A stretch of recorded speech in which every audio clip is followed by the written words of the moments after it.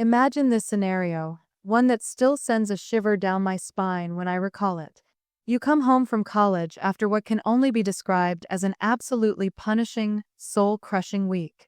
It wasn't just long. It was an endurance test. Back-to-back exams on topics ranging from advanced calculus to archaic European history had blurred into one endless mental marathon. Countless assignments, each demanding meticulous research and flawless execution, had consumed every waking hour. The nights? They were a cruel joke, spent hunched over textbooks, fueled by the bitter taste of lukewarm coffee and the artificial buzz of energy drinks that left your head pounding and your stomach churning. Your body, a canvas of tension and fatigue, ached from the sheer stress of it all, shoulders knotted, eyes burning, a constant dull throb behind your temples. Your mind, usually sharp and focused, was now a thick, foggy haze, barely capable of forming coherent thoughts. All you craved, with every fiber of your being, was to finally collapse into the familiar, all-encompassing comfort of home. That sanctuary.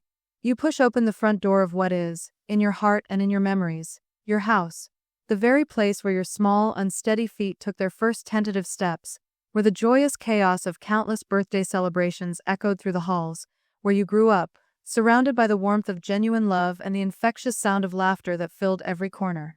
This isn't just a structure. It's a living archive, a space filled with the indelible imprints of your childhood. Your gaze drifts instinctively to the corner where the towering Christmas tree always stood, adorned with a lifetime of mismatched ornaments. You can almost hear the soft hum your mom would make as she moved about the kitchen, the scent of her cooking, that perfect, comforting blend of cinnamon, vanilla, and something indefinably warm, still lingering faintly in the corners of your mind, making the whole house feel like a hug. It was a smell that promised safety, love, and a full belly. The living room, too, held its secrets.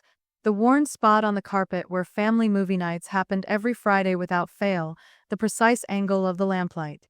Even now, years later, the memory is so vivid you can almost taste her homemade chocolate chip cookies, still warm from the oven, and feel the gentle, reassuring warmth of her hands smoothing your hair when you were sick, a touch that banished every fear. This house was a vessel of unconditional love, a palpable connection to the woman who had nurtured you. And there she is, your stepmom. Not just any stepmom, mind you, but her. The woman your dad married a few short years after your true north, your guiding star, your beloved mom, had been cruelly taken from this world after a brutal, drawn-out battle with cancer. A woman who, in your eyes, somehow slid into your family's life with an almost unsettling ease, as if she had always belonged there. It felt less like she had earned her place through years of shared love and genuine sacrifice, and more like she had simply shown up at the precisely wrong moment, or for her, the exactly right one, when your father was at his most vulnerable, adrift in a sea of grief, desperately searching for any anchor.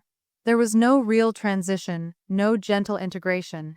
It was an immediate, almost clinical replacement. She's sitting comfortably, almost possessively, on the living room couch, your mom's favorite spot, the very place she used to curl up to read you bedtime stories, or where she'd meticulously fold laundry while watching old black and white movies on a rainy afternoon. Her posture is relaxed, proprietorial. She's all smiles, her perfectly applied makeup a mask of serene contentment, a stark contrast to your own disheveled fatigue. Lounging beside her, as if he owns the very air he breathes, is a man you've never seen before in your life, her new boyfriend. He looks barely older than you, perhaps even younger, a fact that stings. He sprawled across the antique furniture, his dirty sneakers propped up casually on the gleaming glass surface of the coffee table. That coffee table, a cherished piece your parents bought together 20 years ago during one of their joyful weekend antique shopping trips, now bears the undeniable, gritty marks of his disregard. Your mom, a meticulous homemaker, had always kept that table spotless, a mirror reflecting the light. And the way she looks at you when you walk in?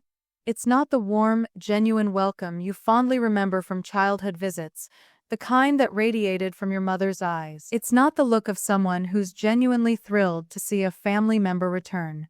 Instead, it's a gaze that is chillingly cold, utterly dismissive, and calculating, as if you're not part of this family, not really. You're just some random, inconvenient guest who happened to drop by unannounced, an obstacle she has to politely tolerate, with a thinly veiled impatience, until you finally leave again and stop interfering with her comfortable, carefully constructed new life. Then, as if that deeply uncomfortable, emotionally charged moment isn't enough to make your blood pressure spike and your hands instinctively clench into tight fists, the true blow lands. You find out, through a casual offhand comment, that she has given away your PlayStation. Not sold it, not moved it to storage, not even asked if you wanted it. Just given it away. The PlayStation. That console wasn't just a toy, it was a symbol of your independence, a testament to your hard work. You had saved up for months to buy it, working relentless part-time jobs between classes, sacrificing precious free time. You remembered every single shift you worked, the aching feet from stocking shelves at the local grocery store, the forced smiles while serving coffee to endlessly cranky customers. Every dollar you counted, every time you chose to skip going out with friends so you could save up enough money to buy something that was entirely yours, entirely by your own hard-earned money. She didn't sell it and offer you the proceeds, which would have been offensive enough. She didn't even bother to find out if you still used it or valued it. She just gave it away to some random stranger you've never even met. A friend of her boyfriend's cousin, she vaguely offered, an explanation as ridiculous as it was disrespectful. No 1-minute phone call to check with you first. No courtesy text message asking if you minded. No, hey, do you still use this? Or, would it be okay if I move this to make space? Just gone. Vanished. Disappeared like it had never existed. As if it had never mattered to you at all. As if your feelings and your property rights were completely irrelevant to her decision-making process. Her excuse when you finally confronted her about it, your voice shaking with barely controlled anger, the words catching in your throat? You're too old for video games. You should be focusing on more mature things now. That was it. No apology, no acknowledgement that it wasn't hers to give away, no recognition that she had crossed a major line and violated your trust in the most fundamental way possible. No understanding that this was about respect and boundaries, not about gaming. That was my breaking point. That was the exact, undeniable moment when something inside me snapped, when the last thread of filial politeness unraveled, and I realized, with a chilling clarity, that I couldn't keep letting her walk over me like I was nothing, like I was some kind of temporary, easily disposable obstacle in her path to complete, unchallenged control over my family's life and the legacy my parents had built. From that moment, a cold resolve settled deep within me. I knew, with absolute certainty, that I couldn't keep letting her treat me like an unwelcome intruder, an inconvenience in my own family home. I couldn't keep biting my tongue, maintaining the facade of the polite, respectful stepson, while she systematically, piece by painstaking piece, erased every trace of my presence, every memory of my mother, from the very house my father had explicitly left to me in his will. I couldn't keep pretending that her behavior was acceptable, or that I should simply be grateful she wasn't worse. I couldn't keep making excuses for someone who clearly had no intention of treating me with basic human decency or acknowledging my legitimate, legally recognized rights as the rightful owner of the property. So, when she and her newly minted fiancé announced, with an air of smug superiority, that they were leaving for their lavish 3-week honeymoon in Europe, a romantic getaway to the picturesque streets of Prague and the grandeur of Vienna that she couldn't stop bragging about on social media, posting endless filtered pictures of their expensive designer luggage and first-class plane tickets, I didn't just agree to watch the house, like she so sweetly asked, her fake smile never quite reaching her calculating, avaricious eyes. Oh no, I made other arrangements. Much better arrangements.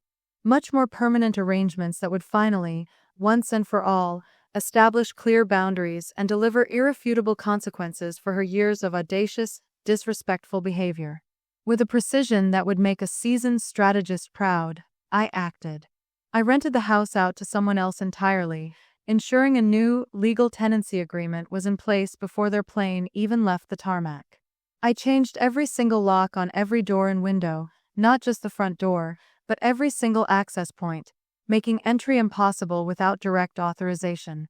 I hired professional, discreet movers to carefully pack up every last piece of her belongings, every gaudy vase, every perfectly organized closet, every framed picture of her and my dad that had replaced my mom's, and placed them into a climate-controlled storage unit, paid for 1 month in advance. And then, I made sure she understood unequivocally, once and for all, that this was my house, not hers.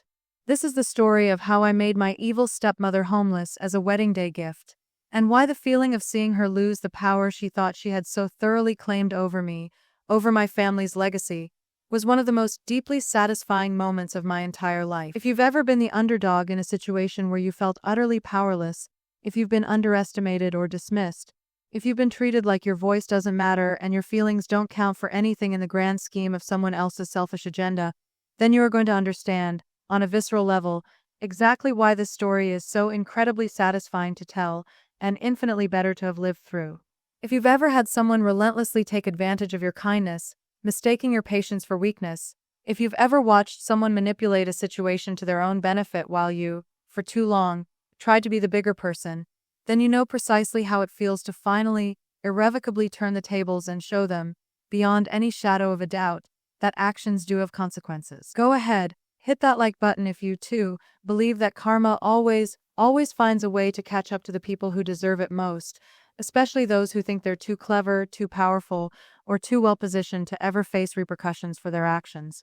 And if you're the kind of person who genuinely enjoys hearing stories where the bad guys finally get exactly what's coming to them after years of getting away with their behavior, if you revel in seeing justice served cold, calculated, and absolutely perfect in its execution, you'll definitely want to subscribe, because what I did here, it wasn't just petty revenge over a small slight, a fleeting moment of anger.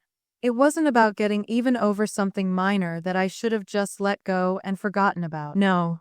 This was about making things right, about rebalancing a deeply skewed scale, in a way that left absolutely no doubt about who had won this particular, prolonged battle for dignity and ownership. This was justice.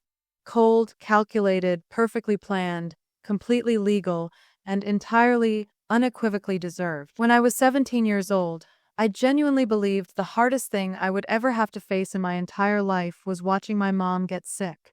She wasn't just my mother in the biological sense.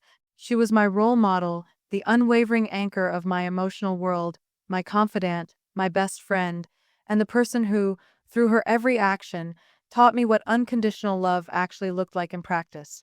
She was the kind of woman who possessed an innate, luminous warmth that could light up any room just by walking into it, making everyone within her orbit feel seen and cherished.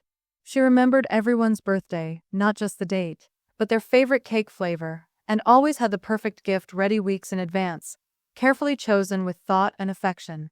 She had this incredible, almost tangible aura of warmth that made any space feel brighter, safer, the moment she walked into it. Her laugh was so genuine and infectious, so full of pure joy, that it could cut through tension like sunlight breaking through storm clouds after days of relentless rain. And beneath all that warmth lay a quiet, unyielding, stubborn streak that kept our family strong, united, and resilient through every single challenge life threw at us.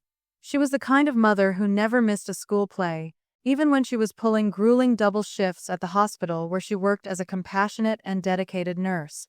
She was the one who, despite being utterly exhausted from work, would patiently help with homework late into the night, who made elaborate birthday cakes from scratch that tasted of pure love, and who remembered every one of my friends' names and their favorite foods when they came over for sleepovers, ensuring everyone felt like family. She was everything. And then she was gone. She wasn't just at the local animal shelter. She was the heart of it, transforming Friday nights into a vibrant, laughter-filled volunteer session, ensuring every abandoned creature felt a flicker of hope and warmth before finding their forever home. Her weekends were a whirlwind of scrubbing kennels, organizing adoption drives, and showering neglected cats and dogs with the affection they so desperately craved. And every summer, the neighborhood block parties she meticulously planned and executed weren't mere gatherings. They were community cornerstones, meticulously orchestrated festivals of grilled food, hastily strung fairy lights, and children's delighted shrieks that echoed long after dusk. She remembered everyone's favorite potluck dish and had an uncanny knack for coaxing even the shyest teenagers onto the dance floor. Beyond her tireless energy, she possessed an almost preternatural ability to see people. And somehow, despite her packed schedule, she always found time to truly listen when I, in the throes of teenage angst, needed to talk about what felt like insurmountable problems. The catastrophic breakup with a first love, the injustice of a perceived slight from a friend, or the earth-shattering drama of a school play. These were monumental crises to my adolescent mind, though in retrospect, I now understand they likely seemed pretty trivial, even quaint, to an adult grappling with the genuine complexities of a mortgage, career, and real-world responsibilities. Her presence was a constant, a warm, stable anchor in our sometimes turbulent world. But then, ovarian cancer insidiously crept into our lives like a thief in the night, silent and deadly, its insidious tendrils reaching out completely without warning. One day, she was vibrant, and the next, a subtle pallor, a whisper of fatigue, began to shadow her indomitable spirit.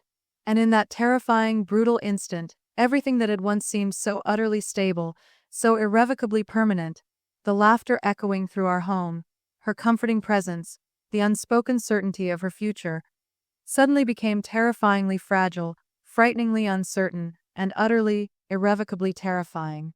The ground under our feet seemed to crack wide open. In less than 2 excruciating years, this devastating disease began its cruel dismantling, stealing her from us piece by agonizing piece. It began with her boundless energy, transforming her from a whirlwind of activity into someone who tired after just a walk around the block. Then came the insidious erosion of her appetite, making every meal a battle, every morsel a struggle. Next, her beautiful, thick auburn hair, once her crowning glory, thinned and fell out in heart-wrenching clumps, leaving her vulnerable and exposed. That was followed by her ability to work, forcing her to abandon the fulfilling career she adored. Finally, it took her sheer strength, confining her to bed for most days, robbing her of the simplest movements. I watched the strongest, most loving, most vibrant person I knew slowly, relentlessly fade away at just 55 years old, an age when she should have been brimming with plans. Booking retirement trips with my dad to explore Europe, spoiling future grandchildren with endless cuddles and wisdom, and perhaps finally enrolling in that art history class she'd always talked about but never had the luxury of time for. The sheer injustice of it was a bitter, metallic taste in my mouth, and watching her decline was absolutely gut-wrenching, a visceral ache that settled deep in my bones. The woman who had always been our family's unwavering source of strength, boundless optimism, and infectious joy became tragically frail and perpetually tired, fighting a battle that grew harder with every passing day. Yet, even through the pain and exhaustion, she meticulously tried to maintain her positive attitude, her brave smile, for our sake, shielding us from the terrifying reality of her suffering. She never once complained, never uttered the bitter question, "Why me?"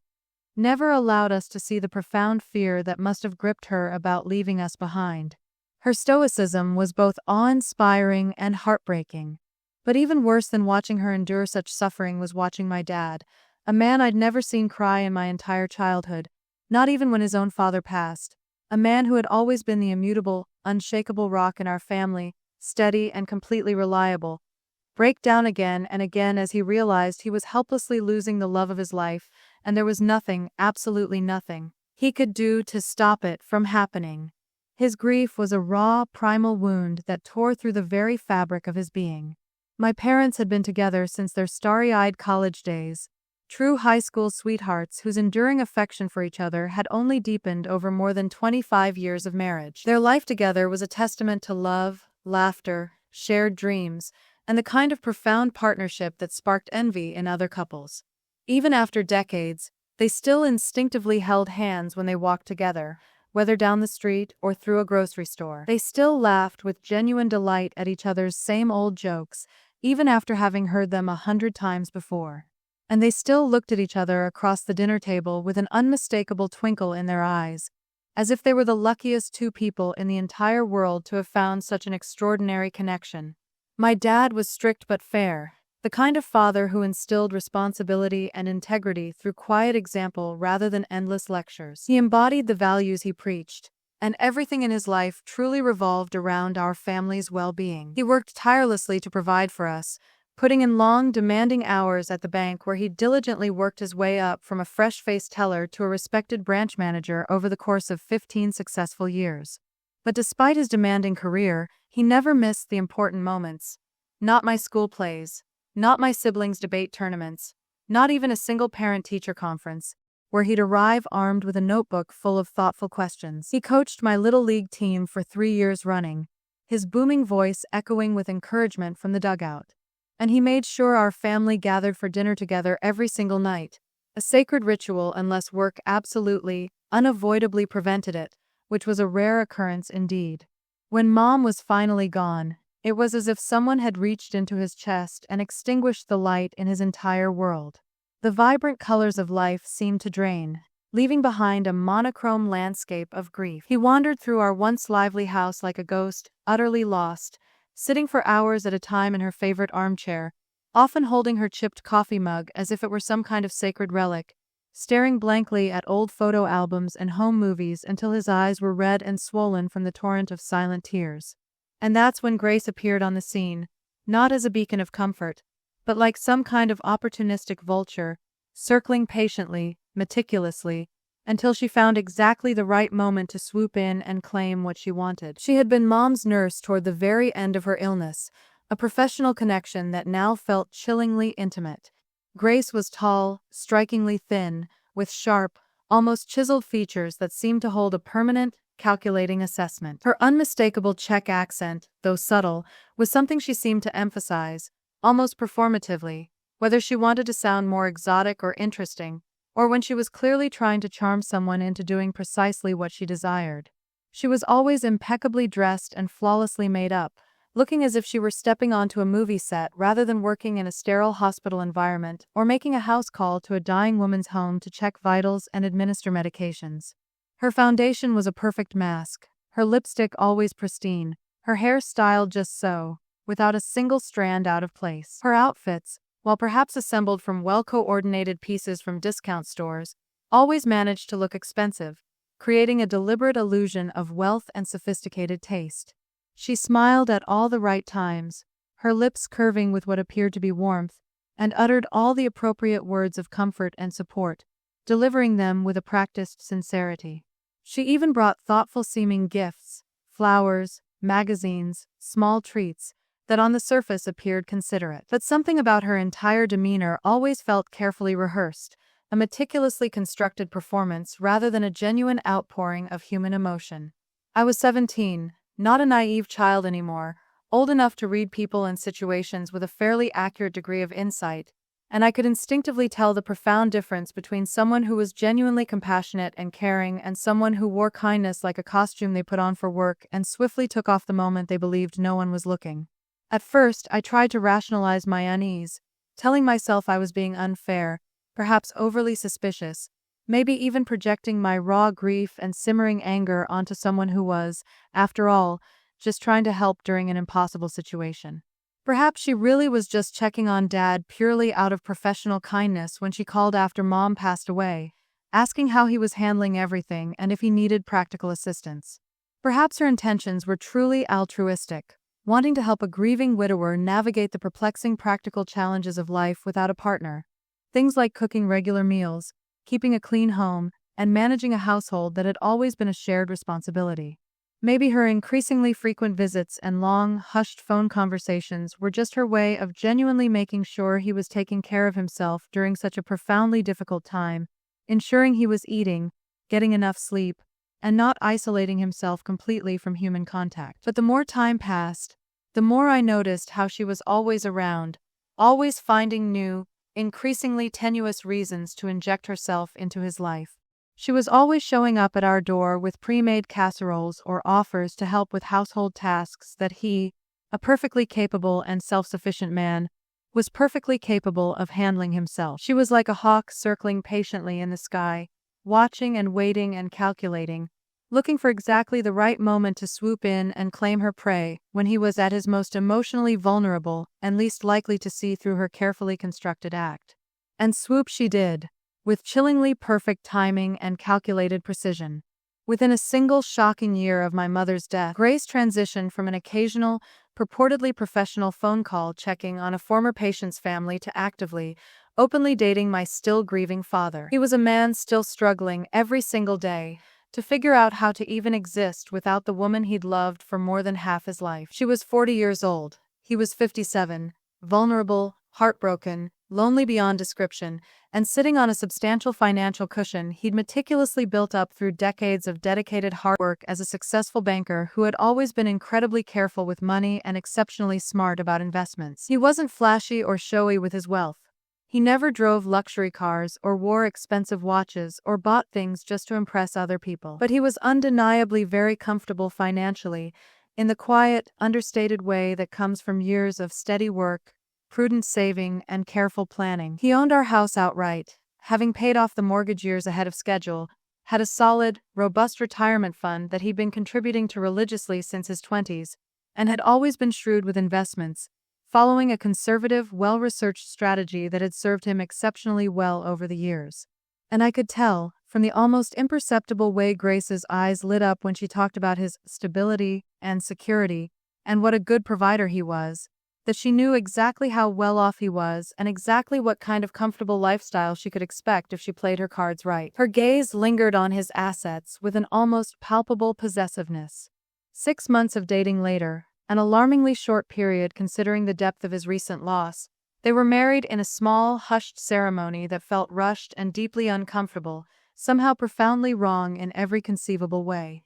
Just like that, my dad, who had publicly grieved my mother for barely 18 months, who was still sometimes found crying quietly while looking at her pictures, was suddenly married to a woman who had been a complete stranger to our family until she started working as mom's nurse in those final, awful, heartbreaking months.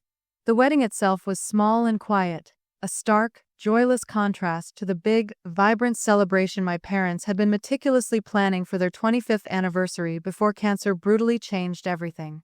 I tried my absolute best to be polite and respectful about the whole situation, plastering on a brave face, even though every instinct I had was screaming that something was fundamentally, terribly wrong with this picture. Where I come from, with strong Scandinavian roots, deeply ingrained traditional values about family respect and honoring your elders, showing open disrespect to your parents runs against everything you're taught from childhood, a violation of unspoken familial codes. My dad's choices were, of course, his own to make, and I wasn't going to presume to tell a grown man how to live his life, even if every fiber of my gut told me I didn't trust this woman one bit, and that she was taking advantage of his profound grief and unbearable loneliness in the most manipulative and callous way possible. By the time I was deep into my second year of college, the weight of the world felt like it was pressing down on my chest. I was studying relentlessly, burning the midnight oil in the library, fueled by caffeine and a desperate ambition to carve out a secure future for myself. Every textbook I opened, every essay I wrote, was a brick in the foundation of the life I envisioned. A life free from the financial anxieties that had sometimes shadowed my childhood, a life built on solid ground. Yet, concurrently, I was navigating the treacherous waters of my own raw, unaddressed grief for my mother, who we had lost just a few years prior. This emotional burden was compounded by the gnawing stress of witnessing my dad, the rock of our family, make what I was convinced in my youthful certainty were increasingly terrible, impulsive decisions that seemed antithetical to everything he'd ever stood for. It was against this backdrop of personal struggle and familial disarray that my dad's health began to unravel at an alarming, almost terrifying rate. The profound, unyielding sorrow of losing his beloved wife, my mother, had clearly shattered something vital within him. This grief, combined with the relentless high-octane demands of his executive position in banking, a world of cutthroat competition, impossibly long hours, and constant pressure to perform, and almost certainly some underlying health issues he'd stubbornly ignored for years in his selfless pursuit of taking care of everyone else, was now exacting a brutal toll on his body and spirit. He was steadily losing weight, his once robust frame becoming gaunt. His skin had taken on a sallow, almost translucent pallor, and his eyes, once bright and full of life, seemed perpetually heavy, shadowed by an exhaustion that sleep could no longer conquer. He seemed tired all the time, even on weekends when he should have been rested and recharged, often falling asleep in his armchair mid-sentence. Then came spring break, a brief respite from the academic grind that only served to magnify the stark reality of his decline. I walked into the familiar warmth of our living room, but the atmosphere felt strangely muted, dimmed. I found him exactly where I expected, sitting in his favorite, ancient leather recliner, a piece of furniture as much a part of our family as any heirloom, where he'd watched countless ball games and read a mountain of books. But the man in it was a shadow of his former self. He looked alarmingly pale and fragile, his shoulders slumped, his eyes sunken.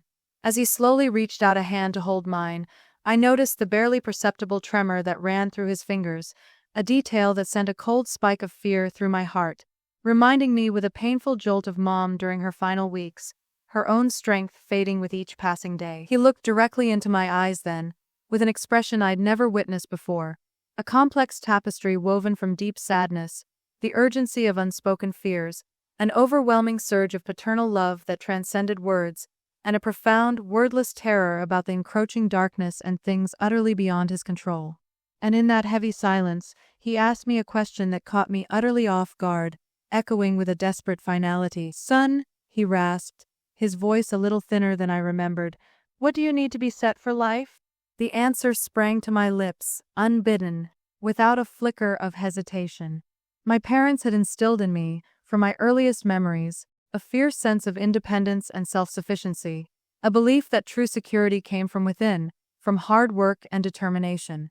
I looked him squarely in the eye and told him, with every fiber of my being, that I didn't need anything from him beyond the immeasurable gifts he and Mom had already bestowed upon me, a world-class education, an unshakable foundation of strong values, and the unwavering confidence to navigate my own path in the world.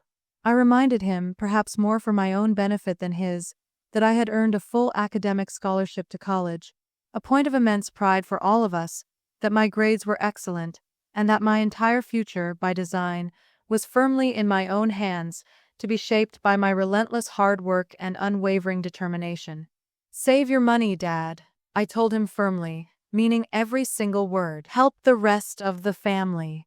Make sure your siblings and their kids have what they need. I'll be absolutely fine on my own." A faint but genuinely proud smile touched his lips, a fleeting glimpse of the man he once was, and he squeezed my hand tightly.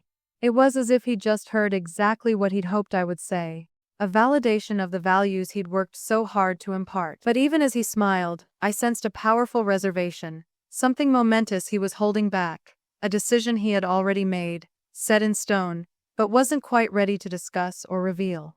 A year later, almost to the day, he was gone. 59 years old, a vigorous man still in the prime of his professional life, taken by a sudden, massive heart attack that struck with such brutal swiftness that no one, not even the paramedics who responded within minutes, had seen it coming. They told us he probably hadn't suffered at all, a small, cold comfort in the face of such overwhelming loss. Just like that, in the blink of an eye, I had lost both of my parents before I had even turned 25, before I'd had the chance to truly show them the man I was becoming as an adult, before I could ever begin to adequately repay them for the boundless love, sacrifice, and opportunities they had given me. The world felt hollowed out, muted, defined by absence. When his will was formally read in the lawyer's office a week after the funeral, a grim, necessary formality, the sterile conference room smelled of expensive leather, stale coffee, and old books, a stark contrast to the fresh ache of grief in my chest. The lawyer's monotonous voice droned on, outlining the various bequests, until he reached the crucial parts. What I heard next utterly took my breath away, shifting the very ground beneath my feet and irrevocably altering my relationship with Grace, my father's second wife, forever. She received a sizable amount in cash, a sum generous enough to keep her comfortable for many years, provided she managed it wisely and refrained from her known tendencies for extravagant spending on luxury items and impulse international trips. It was, by any objective measure, far more than fair for someone who had been married to him for less than 2 years. But then came the pronouncement that silenced the room. The family home, that beautiful sprawling 5-bedroom house perched in an upscale neighborhood, the very house my parents had bought together when I was just a baby, and which they had lovingly filled with laughter, warmth, and over 20 years of irreplaceable memories, went directly to me. His only son, his biological child. It was his ultimate act of paternal love, his way of ensuring that I would always have a literal place in the world, always have roots and stability and something solid to build upon, even after both of my parents were gone and I was, in essence, alone in the world with no immediate family left to rely on. Grace's smile that day, plastered across her face, was all teeth and utterly devoid of warmth, a chilling artificial display. It was the kind of expression that might appear friendly from a distance, but when seen up close, revealed its true venomous nature. She forced out a congratulations that sounded like it was physically painful for her to utter, as if the words themselves were coated in broken glass, shredding her throat on their agonizing journey out. Her eyes, however, told the complete, unvarnished truth about how she really felt. They blazed with a cold fury, a stark betrayal of her meticulously constructed facade. She had clearly expected that house to become hers automatically, probably assuming that as his wife, she would unquestionably inherit the most valuable asset in his estate. She was livid, absolutely beside herself, that my father had chosen to leave the most significant piece of his legacy to his blood relative instead of his second wife of less than 2 years. I could practically see the frantic calculations running through her head, the dawning, sickening realization that her comfortable lifestyle, her accustomed security, was now entirely dependent on my goodwill and generosity, rather than on any legal or inherent right of her own. Because I was still entrenched in college life for the majority of the year, living in a cramped dorm room with a roommate who perpetually played music too loud and left an endless array of dirty dishes in our shared sink, I didn't push Grace to move out of the house immediately after the will was read. Honestly, I actively avoided even contemplating the idea of living there myself for quite a while. The grief was still too fresh, too raw, too overwhelming. The very air in that house still felt heavy, saturated with the echoes of better times, with the phantom presence of my mother and now, my father. I wasn't emotionally ready to face the searing pain of walking through those familiar rooms every single day, seeing Mom's meticulously tended garden from the kitchen window, or sitting in the living room where we, as a family, used to gather for movie nights every Friday. So, Grace stayed. And I told myself, with a conviction that felt noble but was perhaps rooted in a deeper evasion, that I was being generous, understanding, even compassionate, giving her ample time to process her own grief and find a new place to start over. I genuinely believed I was doing the right thing, extending grace in a moment of shared loss. But the longer she stayed, the more insidious her transformation of the property became. She stopped acting like a grateful temporary guest in someone else's home, and brazenly began treating it as if it belonged to her, as if she were the rightful owner. She started redecorating without so much as a word of permission, without even a casual mention of her plans. My mother's carefully chosen artwork, vibrant pieces that spoke of travel, family history, and deep personal meaning, were unceremoniously taken down and replaced with Grace's preferred modern abstract pieces, stark and geometric, which looked cold and utterly impersonal in the warm, inviting spaces my mother had created.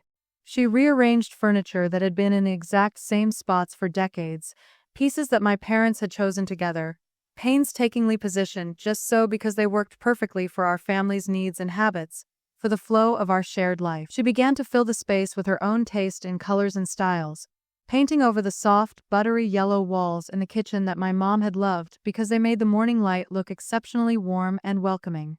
She even went as far as replacing the cherished family photos.